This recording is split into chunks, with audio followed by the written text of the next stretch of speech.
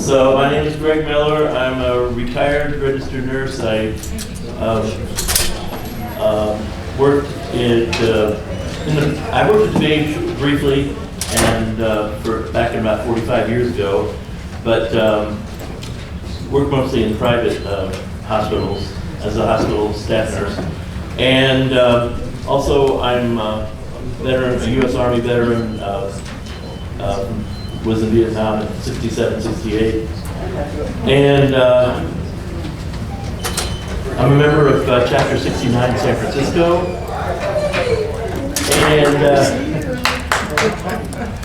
so I'm the moderator of this here working group. It's the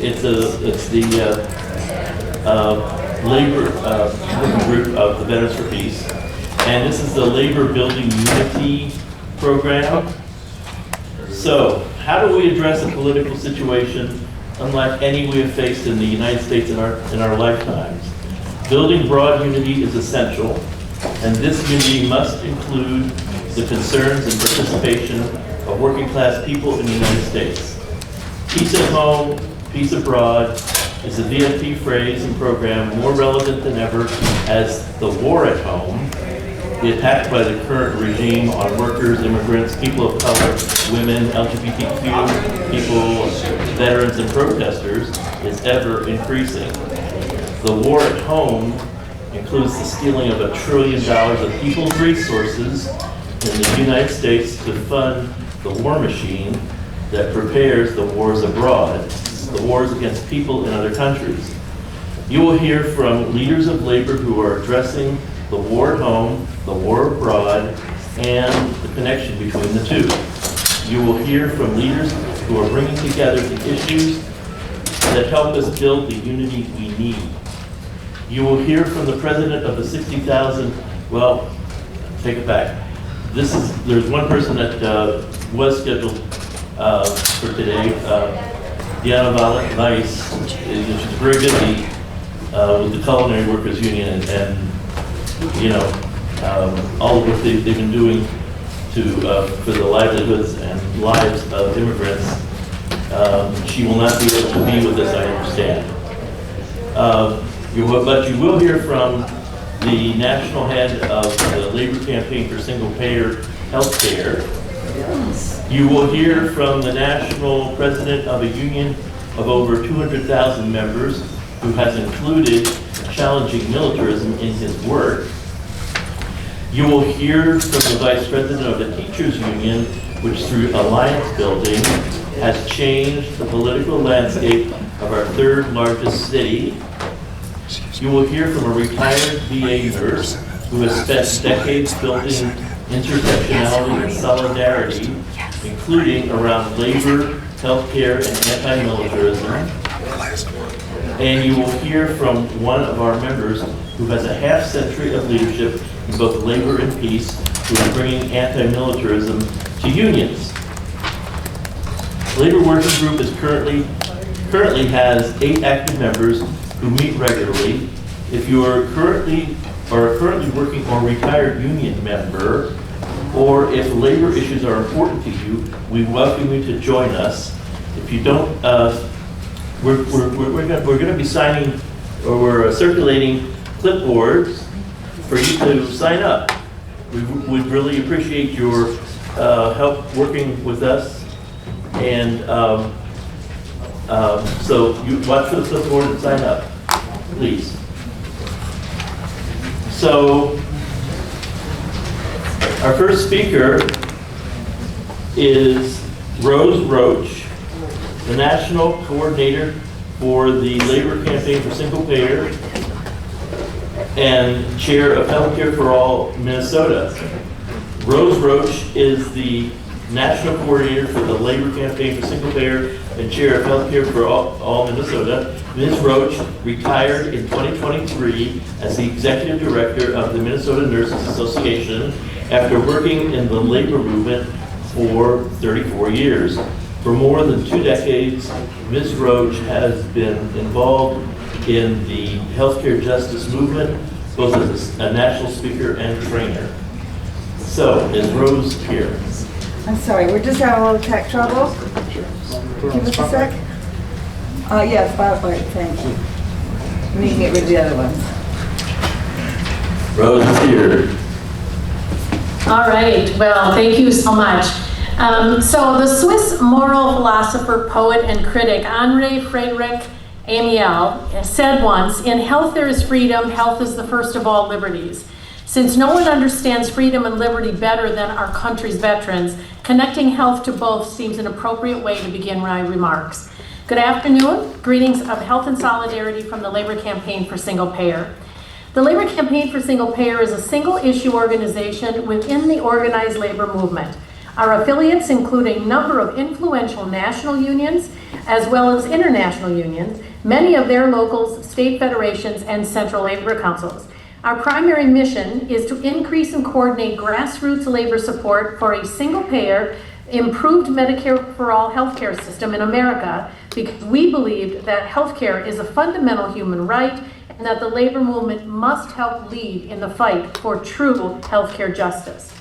From a labor perspective, we know that our employer-based healthcare system is a convoluted mess. Why do we allow our employers to control our access to healthcare? Doing so has resulted in the greatest transfer of our wealth as workers to corporations, allowing the bosses to use our access to healthcare as an economic weapon against us in the class warfare that we are all engaged in. It's an absurd way to set up a healthcare system, disincentivizing entrepreneurship and career movement based on fear of losing access to healthcare. That's why we need an improved and an expanded Medicare for all system. Health, I think, is the issue of intersectionality across the justice movement, and protecting public health is something we all have in common. I'm here today because the Labor Campaign believes the correlation between the privatization of the VA is intricately tied to the privatization and corporatization of our non-VA healthcare system, particularly our public health programs like Medicare and Medicaid. Speaking of Medicaid, the drastic cuts to Medicaid funding, as recently passed in the GOP budget reconciliation bill, put at risk the health and financial well-being of families across all backgrounds, veterans included, with especially harmful impacts on communities of color. These proposals threaten to take away or sharply reduce coverage at a time when too many people still face barriers to health and opportunity due to long-standing inequities and discrimination in education, housing, employment, and other areas. People are going to die unnecessarily. It might be a newborn baby born prematurely, because almost 40% of all births in this country are covered by Medicaid.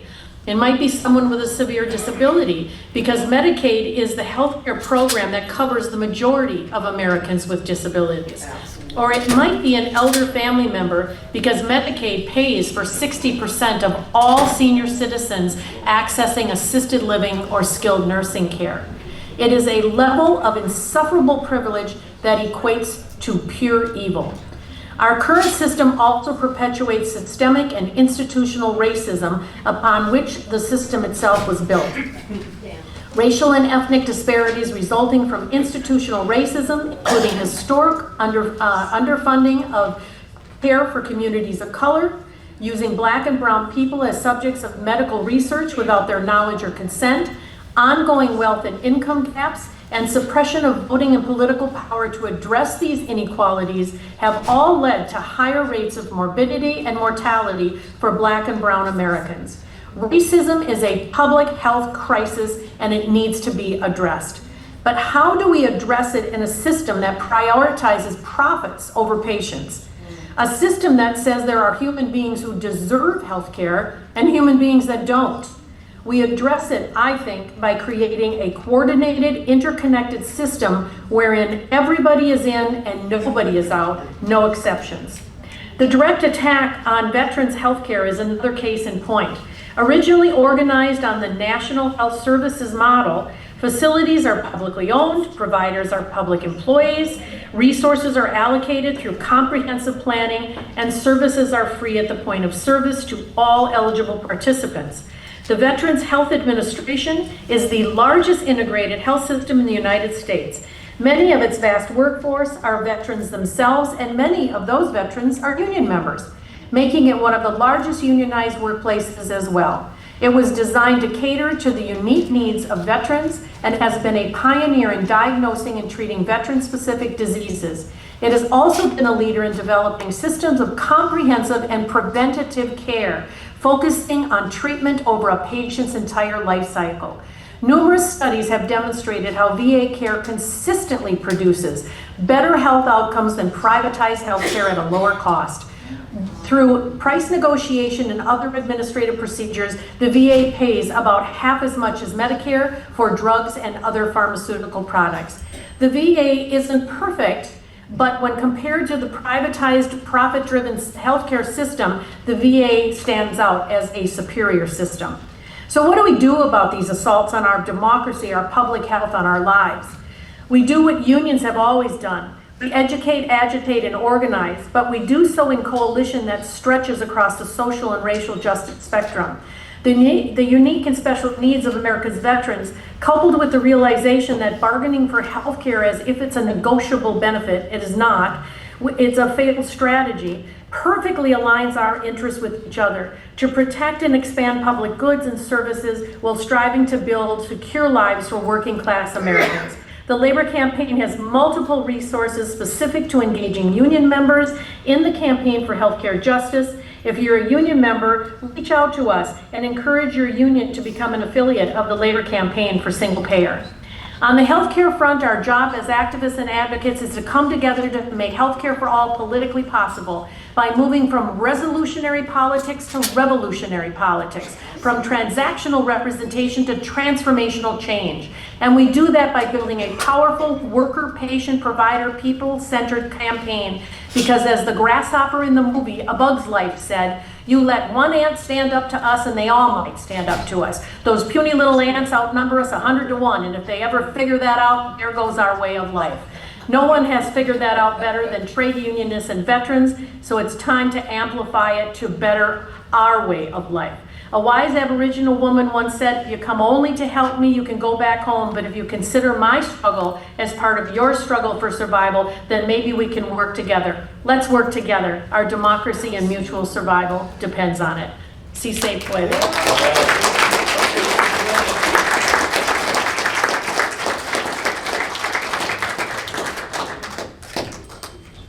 All right, thanks. That's very inspiring, Rose. Thank you very much.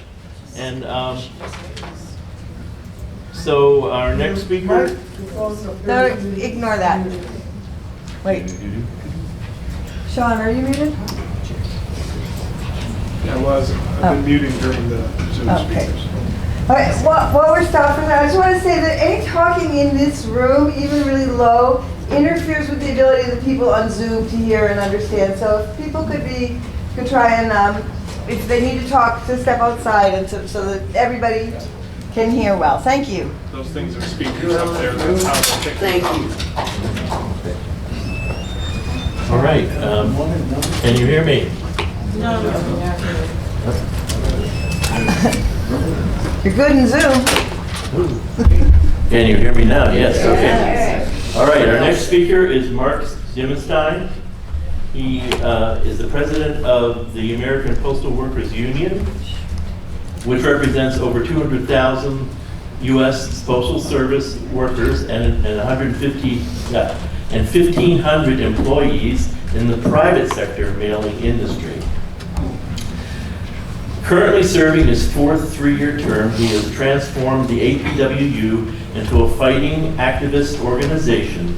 He helped establish a grand alliance to save our public postal service, strengthen the unity among the 4 postal unions, helped forge the campaign for postal banking, and led the successful fight against a privatization involving the office supplies chain Staples.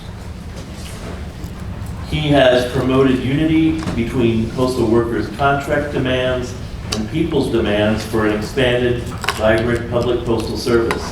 He has been a consistent voice for bringing the war dollars home and having the basic needs of the working class take priority over the military-industrial complex. So, Mark Demonstein, are you here?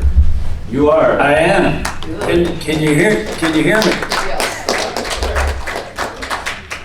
We can hear okay? Yes. Okay, well, listen, let me start just by saying how pleased and honored I am to be able to say a few words, even though I come in on Zoom Airways and can't be with you in person. But sisters, brothers, comrades, good to be with you, fighters for peace and justice. Let me start by saying I am not a veteran myself, but veterans like you absolutely have a crucial role to play against unjust war. My dad, my father, was a highly decorated World War II veteran. And while he knew that anti-fascist war had to be fought and won, he was vehemently against the unjust imperialist wars that followed. And like you, was most certainly a veteran for peace, from the war in Korea to the war in Vietnam and the war in Iraq, which he vehemently opposed. So I was lucky to grow up with that influence from both of my parents. Brother John Braxton asked me to touch on a few questions. One was how to raise awareness in the labor movement of the need to cut the military budget and military spending. 2, the important role that veterans can play in this. And 3, how to build links between the labor movement and the peace movement. So let me take a shot at that with the time that we have. First, I think we raise awareness to cut military spending, starting with education, focusing on unifying around concrete issues like Sister Roach was talking about, and common interest, and then turning it into action. So part of that education is to appeal to workers that we need to be political, because the powers that be, and I think you all know this, the Wall Street ruling class, and unfortunately many union leaders, take the position that unionized workers and workers in general should focus only on the economic, quotes, bread and butter issues. They try to convince workers like you and I, with some real success, unfortunately, that the political struggle should be left to the educated, the politicians and the wealthy. But in real life, it is political economy, and they cannot be separated. And if we just examine this recent big, beautiful, ugly bill, we see the connection. In order to advance massive tax breaks for the wealthiest, and at the same time to fund a record $1 trillion, quotes, defense budget, as well as massively funding the repressive apparatus of ICE. They are cutting Medicaid and food assistance to millions of working and low-income folks, including millions of children, and undermining government services, including those for veterans. And if I can just add in here, I'm very proud not just to represent postal workers, but the United States Postal Service is the largest civilian employer of veterans, and it makes up about 22 or 23% of the people that the American Postal Workers Union is made up of. But back to the point. So issues of taxation, the environment, foreign policy, civil liberties, and the rights are all working class issues. You know better than I that it is the working class that is asked and often compelled to kill and be killed on behalf of Wall Street and corporate greed. In relation to cutting military spending, you can't have it both ways. It's almost a mathematical equation. 2 + 2 = 4. You can't have massive and ever-increasing bloated military spending on behalf of the military-industrial complex and the profits of multinationals, and at the same time sufficiently address human and social needs at home. President Eisenhower said it well. Every gun that is made, every warship launched, every rocket fired signifies in the final sense a theft from those who hunger and are not fed, those who are cold and are not clothed. It is spending the sweat of its laborers and the genius of its scientists, the hopes of its children. Cutting military spending can be shifted into education, healthcare, clean water, clean air, workplace safety, VA benefits, affordable housing. And that is the unifying basis to unite workers across the political spectrum to cut military spending.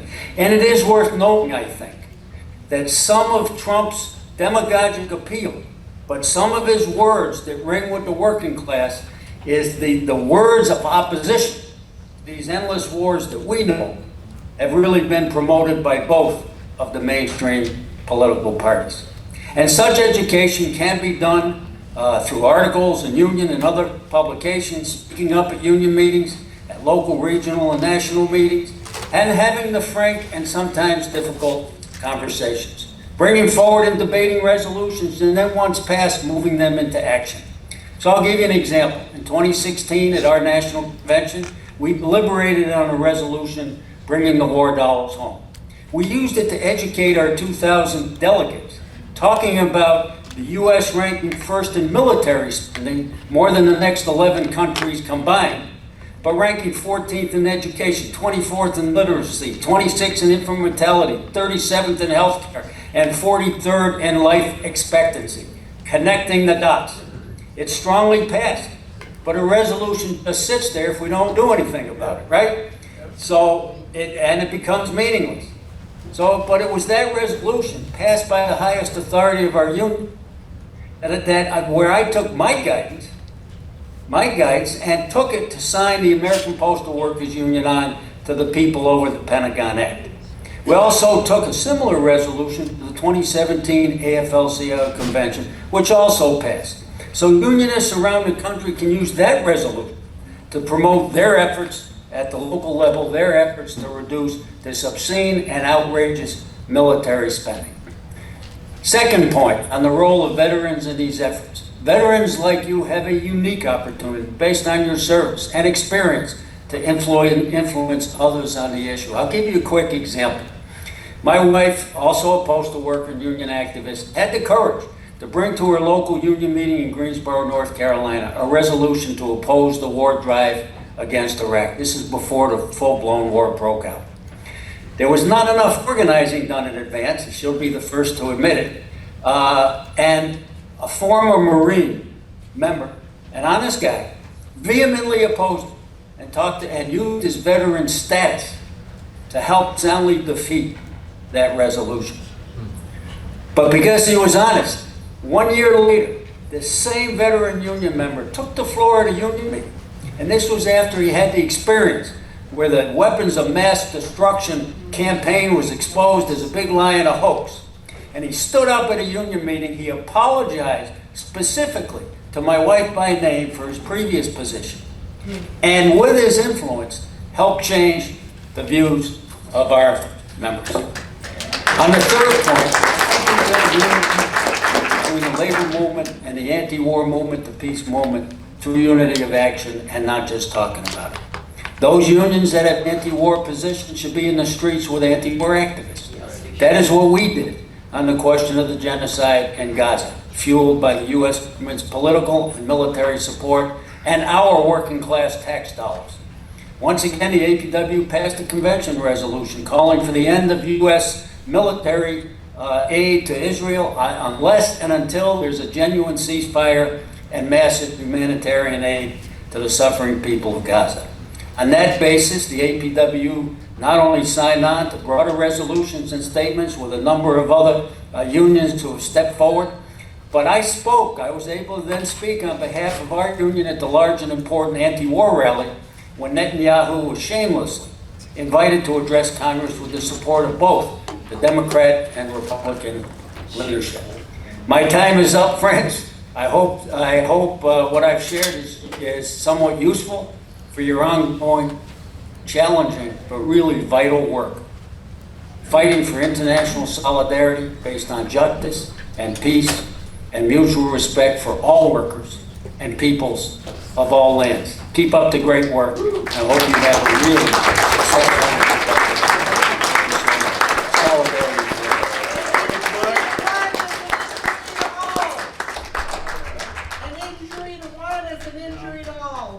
Exactly. Injustice anywhere is a threat to justice everywhere.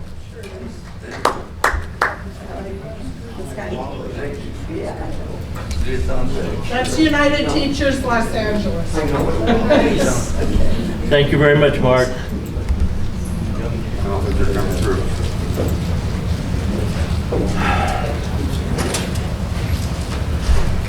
So, our next speaker is Jackson Potter, who is the Vice President of the Chicago Teachers Union. He has been an education activist since he led a student walkout at his high school in 1995 to push for equitable funding for schools in Illinois. As a high school teacher and union delegate, Jackson fought school closings. After playing a key role in organizing for Karen Lewis's election to the CTU presidency, Jackson served as the CTU staff coordinator from 2010 to 2018, when he left his union staff position to return to the classroom as a social studies teacher. Jackson was elected vice president of the CTU in 2022. So Jackson, are you here? Yes, I see you. I am. Can you hear me okay? Yes. Yes. All right, thank you for that introduction. Well, I really don't have much to add from what Mark and Rose shared. Mark, you stole all my statistics around education being shortchanged by the war machine. But I will say that as an educator, I taught in a high school in Englewood, predominantly black, low-income community, and I worked with your local affiliate for Vets for Peace and the American Friends Service Committee to stop military recruiters from really preying upon my students who didn't have the kind of support, the full rides, the scholarships, the investment. Instead, they were facing school closings and a history of institutional racism and what Jesse Jackson and Karen Lewis, the late and great president of our union, called educational apartheid. So there was this really skewed reality where, oh, you could send them into the meat grinder of war that they didn't believe in, they didn't create, but they had to pay the highest price, but you couldn't pay for them to go to college. And so we really worked together to help shift the policies and practices of the district to emphasize, alternatives to military recruitment. And we need to do that nationwide. And now more than ever, we need a broad, united front because we are in the throes of a backsliding democracy. We are seeing basic rights diminished in terms of labor rights, immigrant rights, women's rights, attacks on the trans community, etc. And we know that the MAGA regime will utilize the militarization of ICE to clamp down on protests, to deport our brothers and sisters who are immigrants, but we're working hard to keep our economy running, and who are key and central to the growth of the labor movement. So we can't fall for the okie doke, and we have to unite with broader sets of forces in this key moment to stop the things like starvation of children and families in Gaza. At the Chicago Teachers Union, we also passed, for one of the first unions to pass, the ceasefire resolution started by the United Electrical Workers. And it was an easy argument to win, because who the hell wants to have, 1,000-pound bombs dropped with our taxpayer dollars while children are starving and being maimed and murdered by this ruthless apartheid regime in Israel? So it wasn't difficult. When you're teaching children, when you care about children, when you posit that children should be able to live without threats of violence, which 99% of Americans believe, then these arguments are compelling and can bring people into our camp who otherwise might be lured into the tariffs argument. That is a popular argument, by the way. The neoliberal model that's been bipartisan has crushed working class families for decades. So Trump is exploiting that by pretending to be a champion of those families that have suffered the most. And we can show, no, you can't survive on $7.25. The rent is too damn high. We've got to hold these big corporations accountable for rising grocery prices. We can unify around these key demands for working class families.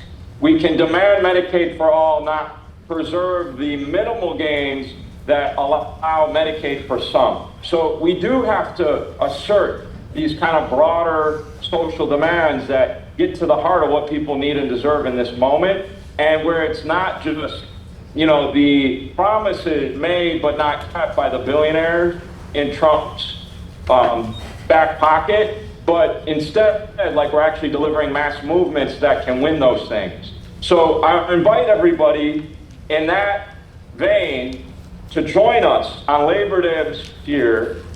We help with May Day Strong, mayday.org, go to maydaystrong.org to create the largest May Day protests in American history, the most, not necessarily the biggest, but the most, across 1,400 different locales.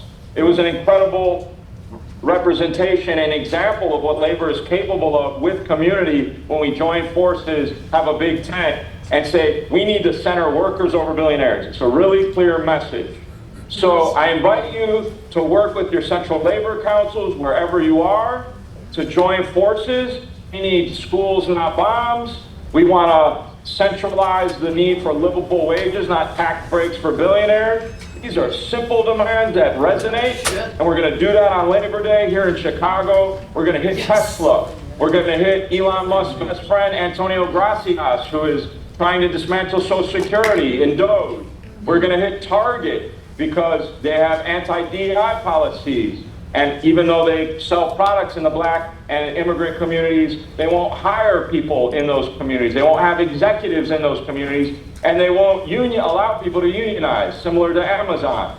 So we need to put these people on blast and them depart and defect from Trump's coalition to weaken that bloc and strengthen our own. That is part of the strategy here. So on September 1st, in a city near you, and even a lot of suburbs, villages, townships, there are going to be Labor Day marches that are different. It's not just beer and barbecues anymore. It's too serious for that. It isn't the kind of sleepy, pro-labor, without context or substance message we've seen in the past. It's a different moment for a different time. And we're movement building this time. And it involves not barbecues and beer. Well, you can drink beer on these marches. Go ahead and do that. We want people to have joy while they protest. But we also want to put the billionaires and Bezos on blast. So that's the message. Let's join together in all of the phases of this struggle. We're going to have strike action schools. We'd love to have Vets for Peace affiliates join us in those 30 cities across the country between Labor Day and May Day 2026. And then more and more disruptive action to ensure that our rights are upheld and workers everywhere aren't put at risk in terms of their basic rights, and where the war machine eclipses all other human rights. Thank you all. Thanks for all the work you do, and keep it in the struggle.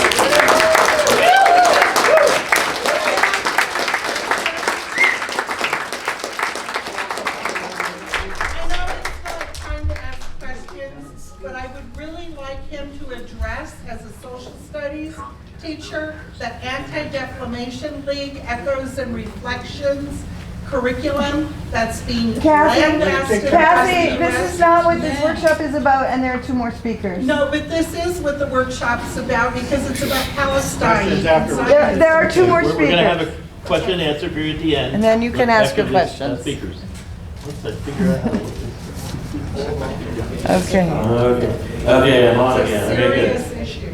It is a serious issue, but let's go through the other speakers first, please. And the next speaker is Betsy Zucker. She spent 15 years as a nurse practitioner with the Portland, Oregon VA. She's a labor and single-payer activist and an AFGE retiree member. Her experience serving veterans made her a big fan of VA healthcare as a model for the transformation of American healthcare, and a strong advocate for veterans. More recently, she's been working with healthcare workers for Palestine. And with the election of Trump, she's been inspired by and involved in the Federal Unionist Network Fund, a cross-union association of federal workers and allies fighting back against the current administration's attacks on workers, veterans, and the public sector. So, Betsy Zucker, are you here? You are here. Go ahead. I am. Can you hear me? Yes.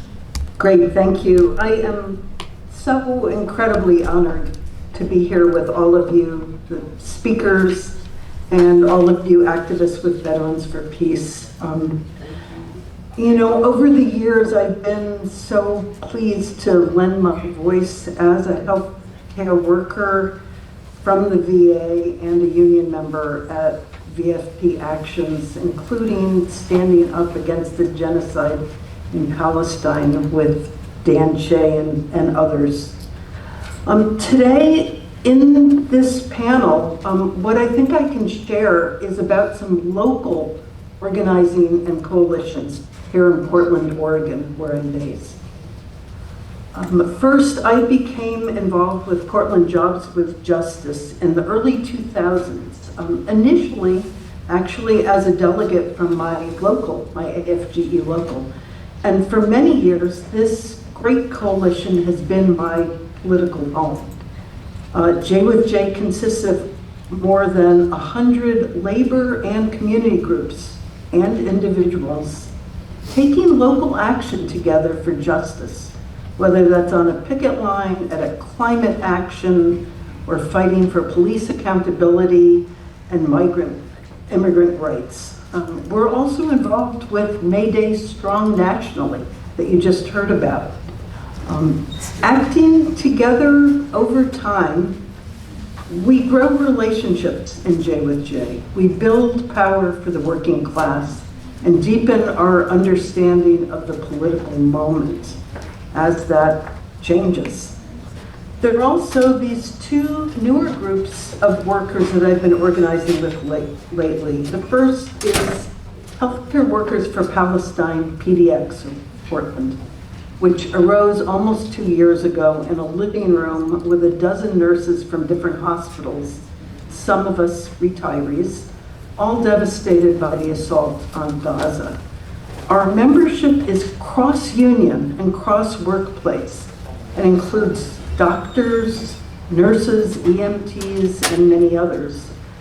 Like similar groups nationally, we continue to raise our moral voices as health workers against Israel's carnage and US complicity, while our hospitals obviously refuse to take a stand. As a health worker who is taking care of people, like many veterans, injured by war, and as a Jew, this is incredibly personal to me. And I think it is for many other people who don't have those identities.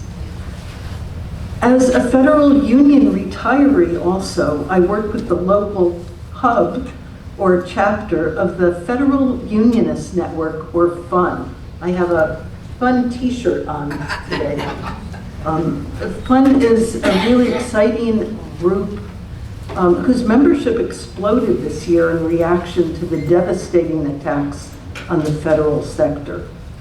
FUN connects pissed off and motivated federal workers with each other across agencies and across unions to promote local direct actions and to support, activate, educate rank and file union members, some of whom have unfortunately had only minimal relationships with their own union locals previously.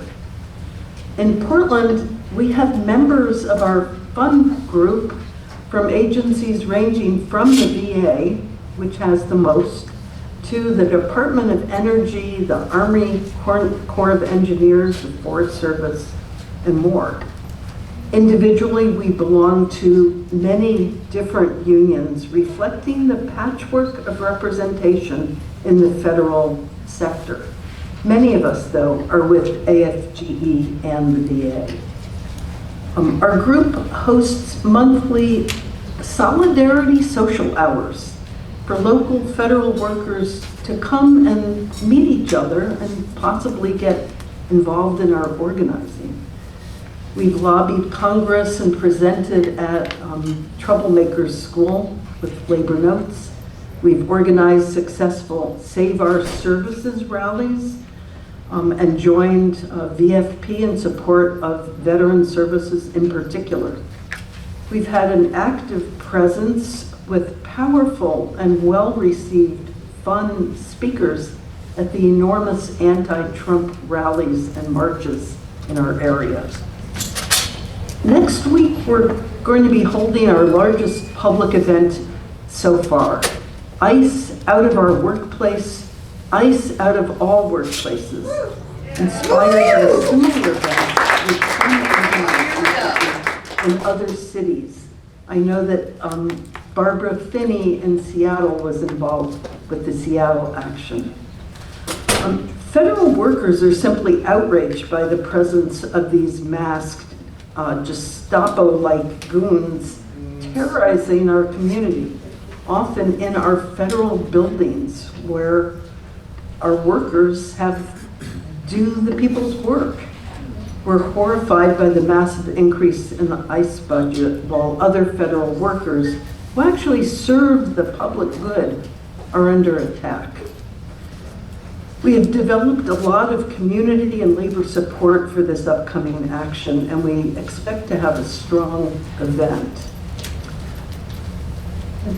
In summary, it's been phenomenal for me to see this local outpouring of intersection organizing, both by legacy coalitions like Jobs with Justice, as well as fund and healthcare workers. The newer organizations are led by a newer generation of activists. And the solidarity that this demonstrates gives me just a little bit of hope in these dark times. Thank you.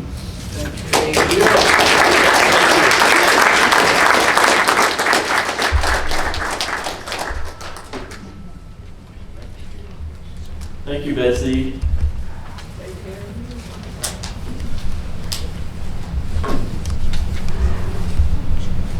Been working with federal unionists in San Francisco to do outreach at Fort Riley, and it's what we really need to do. I mean, we need to talk to vets. We need to inform them and get them involved in, calling, Congress and doing what needs to be done to preserve the VA. Our next speaker is John Braxton, who is here in person.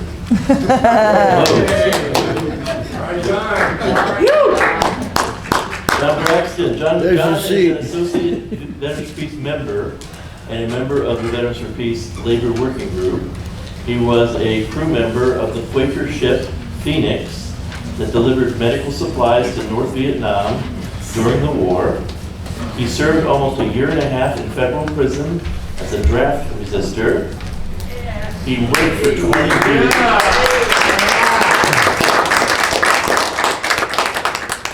He worked for 20 years in the reform movement within the Teamsters Union and helped prepare for the 1997 national UPS strike, which created 10,000 new full-time jobs. At Community College of Philadelphia, he was co-president of his American Federation of Teachers local union.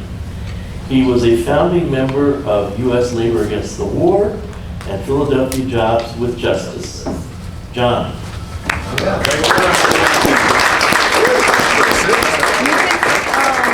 Why don't you stand there right now, because we only have one camera going. Okay. And there's a cell phone? I'm next to you. Well, thanks everybody. It's really a great honor to me to speak with you all. As you heard from the introduction, I'm not a military veteran, but I've been using the title that I'm a veteran of the Quaker Navy as a result of the ship that went to North Vietnam. Okay, great. So as a young college student in 1967, doing organizing against the war in Vietnam, I got very impassioned about it and learned about this Quaker group that was sending medical supplies to North Vietnam, which the government said was against the Trading with the Enemy Act. And we said, well, we don't really think they're our enemy. We don't really consider any group of human beings to be our enemy. And it's our bombs that are hurting these people, and we want to demonstrate that we want to help them out. And we want to show to them that at least not all of the US population is behind this war. We didn't know there were 2 trips to North Vietnam. I was on the second one, which was it was a relief that the first one didn't get bombed out of the water. But we still didn't know for sure what was going to happen on the second trip because, there could be some guy up there in a plane that just thought that was a great place to drop a bomb. What we really did was we put the government in a dilemma. It's one of these classic, what we call dilemma demonstrations in sort of nonviolent theory. It's like if the government stops us delivering medical supplies, they don't look so good, right? Why would a government stop you from delivering medical supplies? On the other hand, if they let you go through, they look sort of weak. And like you're the 7th Fleet and you can't stop a 50-foot sailboat. But they did let us go through, and we were welcomed by the Vietnamese, who repeated to us over and over again that the American people are not the enemy. And that was so moving to me, because here we were just dropping bombs on them every day and night. And yet they were taking the position that the American people, if they really understood what was going on, they would not be in favor of this war. And we were honest with them, because this was it was 1968, Tet of 1968, when I was in Haiphong. And so we were honest with them that at that point it wasn't clear where the majority of the American people were. But there was a majority, there was people moving towards a majority in opposition. And a lot of people in this room had a lot to do with that change of heart of the American people. And I thank you all for that.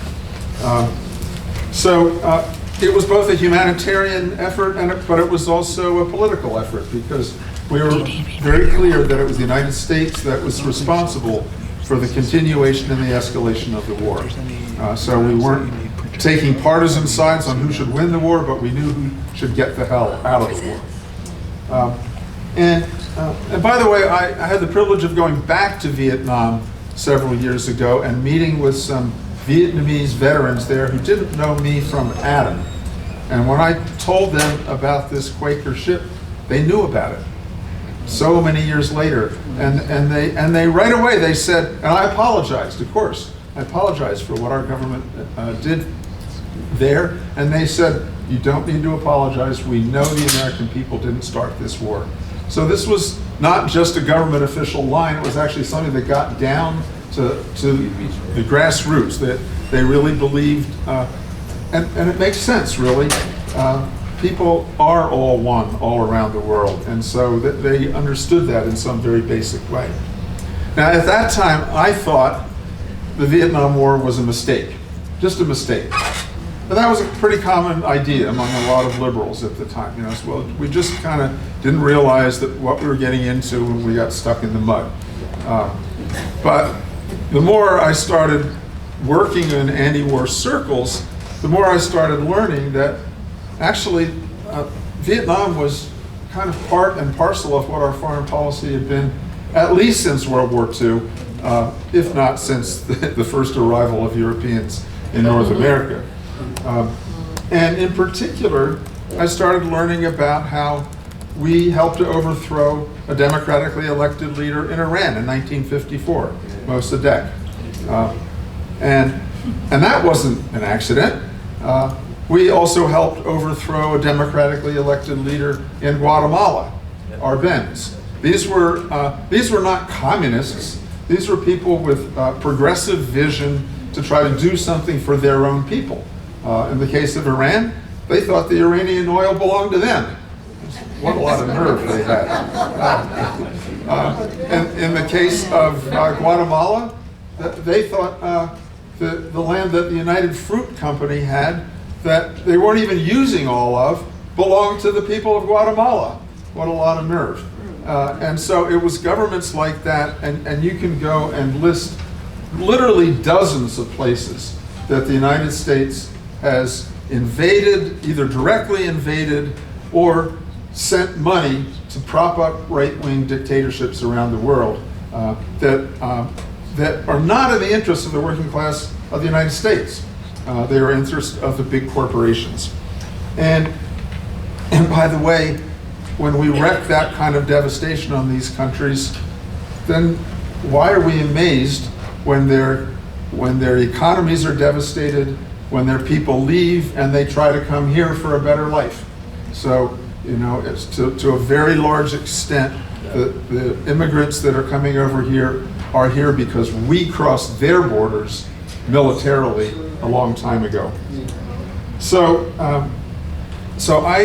I broadened my view quite a lot as a result of all this. And so, to the point where I think, and other people have spoken about this, and I sense a general agreement, that there's a whole system of war and imperialism that we need to challenge. It's not just a particular war, it's a whole system that we need to challenge. And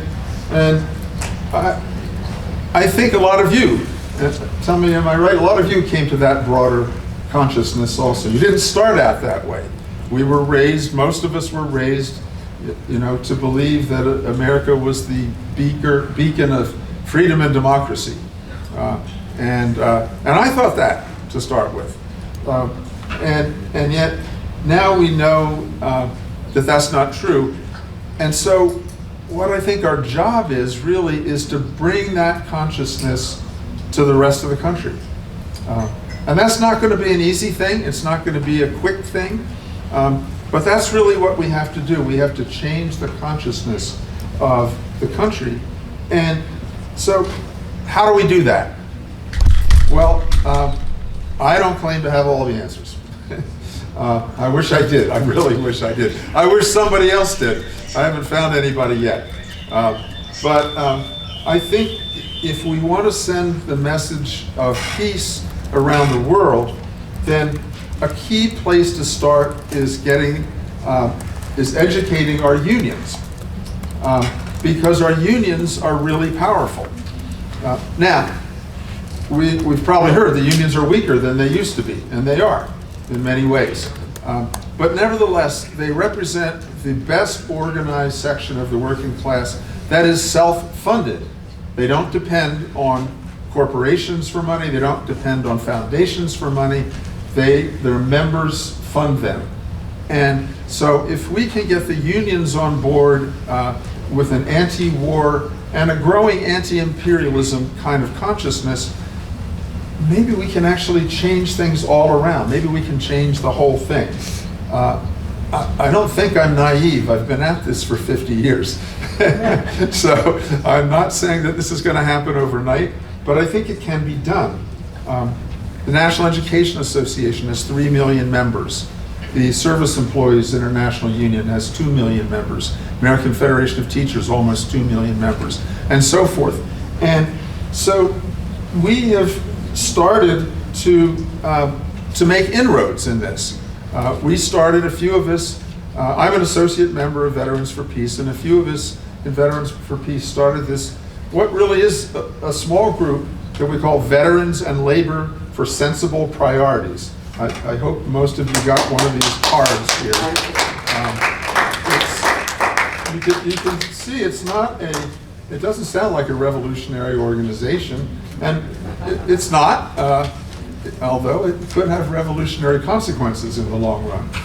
And so what we've been doing is reaching out to organized labor and asking for support for a bill called the People Over the Pentagon Act, which Mark Dimmelstein referred to earlier, and also the Chicago Teachers Union endorsed it. Now, labor does not have a great track record on international affairs and war and peace in general. I don't know how we could spend a long time on this, and we won't. But in the 50s, 60s, 70s, most of labor was backing U.S. foreign policy to the detriment of their own members, as jobs were being shipped overseas because of those right-wing dictatorships that had cheap labor over there. So it was actually hurting labor's members over here, but the union bureaucracy didn't understand that. But that started to change. So when the Iraq War, I started to say the Iraq War broke out. It didn't break out. When we invaded Iraq, There you go. thank you. It wasn't a passive thing. It didn't just break out. When a large number of unions started to oppose that war, there were a lot of people of our generation that had been anti-Vietnam War activists. Many of them were veterans, and they had gotten into unions, and they said, we're not going to let our unions sit by and tolerate this. And so ultimately, the AFL-CIO ultimately came out against the war in Iraq. It took a few years, but they did. And as Mark pointed out, they later passed a resolution that Mark modestly didn't, I don't think, say that he was the one that proposed it, but the National Executive Council of the AFL-CIO called for bringing the war dollars home. Now that doesn't mean that they're out there lobbying for that every day. And so there's a lot of work left to be done. But I think that we actually have an opportunity to change the consciousness of American people through working with the labor movement. And I have a whopping 2 slides I want to show, and I'm going to wrap up in a minute.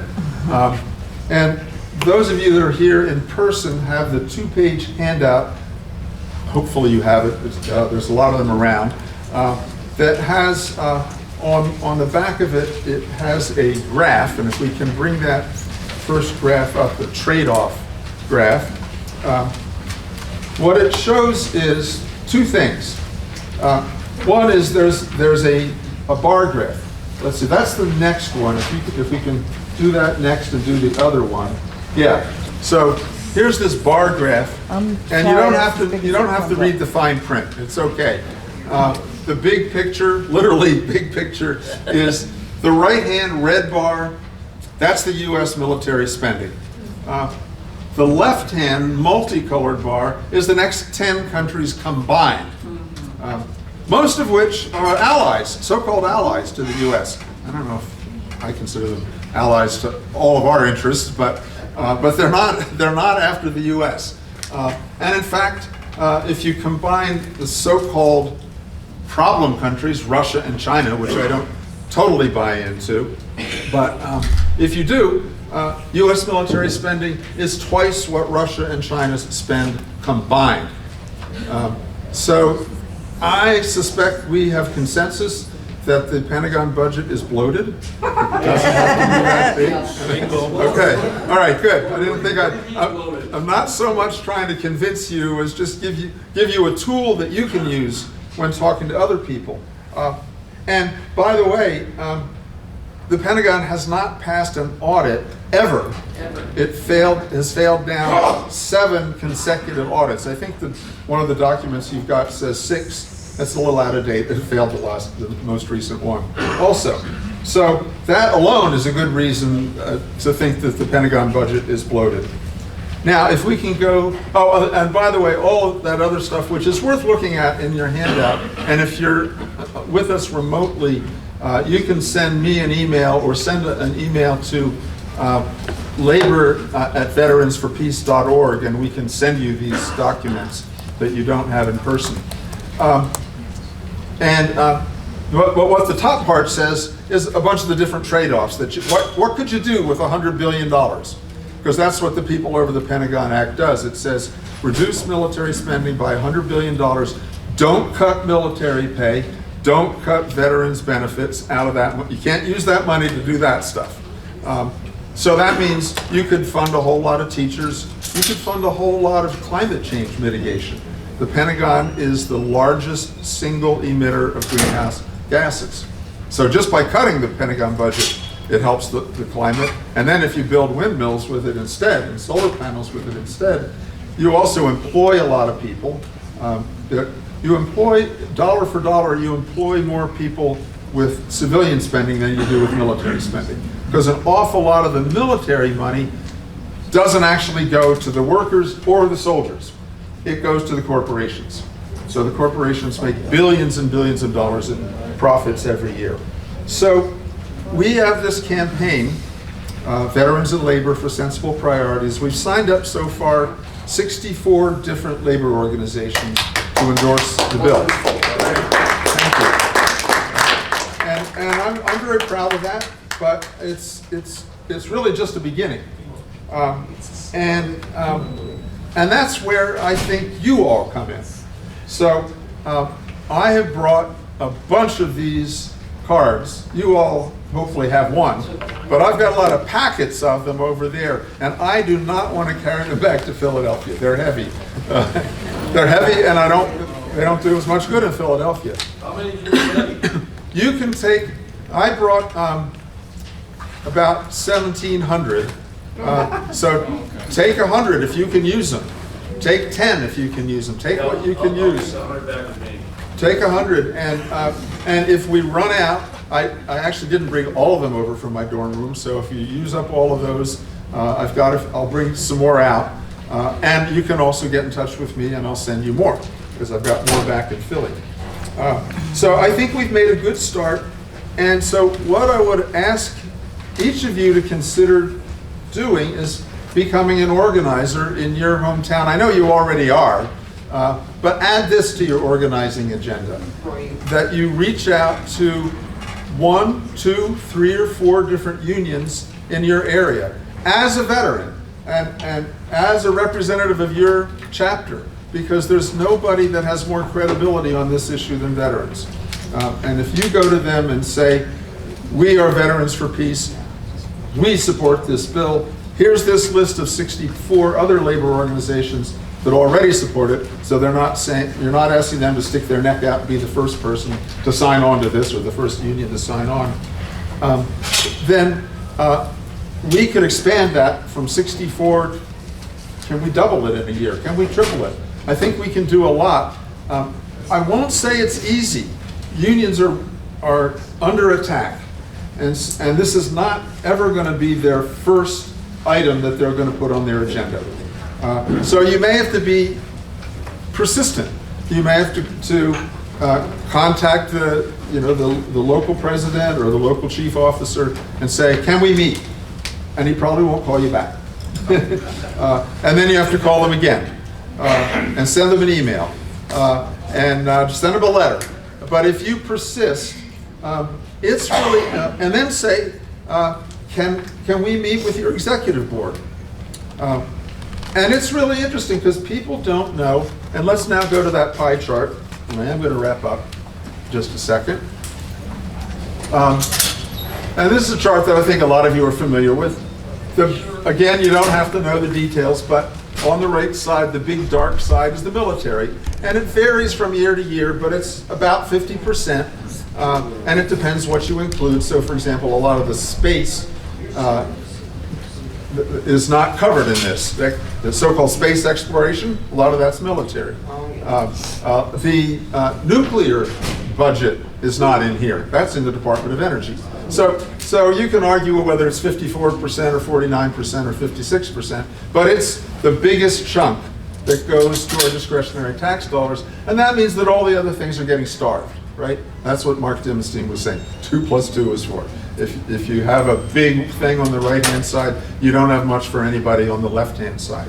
And so these are tools that you can take to your unions and ask to speak with their executive board. And a lot of them don't know that half of their taxes are going to the military. And you can ask them questions like, when was the last war that the US sent troops in that actually solved a problem? And when you ask that question, they don't have a good answer to that, and they maybe never thought about it, but you say, well, Vietnam didn't solve a problem, not to mention Cambodia and Laos. Afghanistan? I don't think so. Iraq? Right, so people start, so this is the beginning of a change of consciousness. And then if they say, okay, we'll sign on. I had my own Teamster local sign, the executive committee said, okay, yeah. And they had never thought about this before. It was totally new.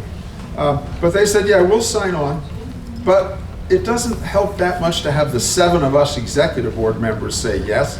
You should bring it to our membership meeting. Now, if they had just said, put our name down, our executive committee approved it, I would have said, thank you very much, see you later. But it's much better, actually, if you can take it to the members, because that's where you really get the educational work done. And there'll be people who object to it. The vote in the Teamsters Union, in my Teamsters Union, was not unanimous by any means. In many cases, it has been unanimous, but it wasn't there, but it did pass.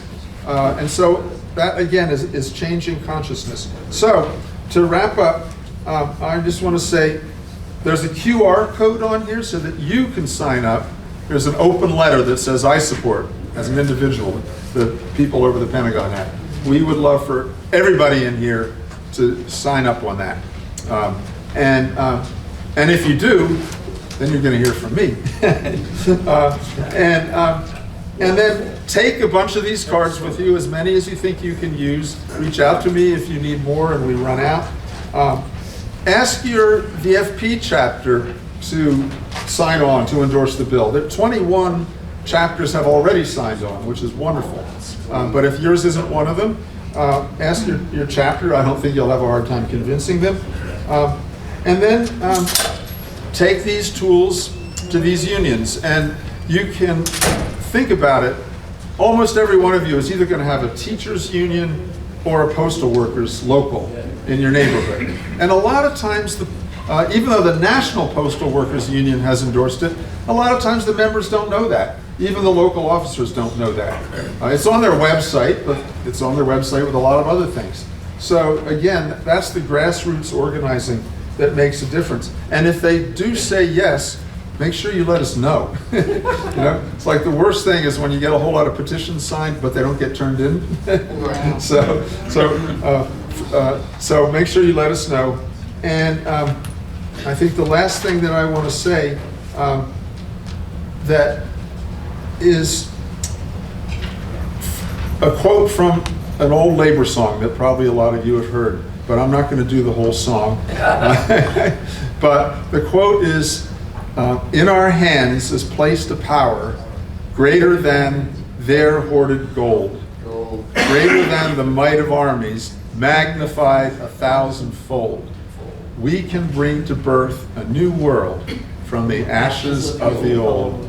For in union we are strong. So I want to emphasize that first part. In our hands, that means your hands and my hands. If we can take this back into our local areas, I think this maybe can just blossom to maybe next convention, instead of it being 64, maybe it's 164. I don't know. Let's find out. Thank you very much.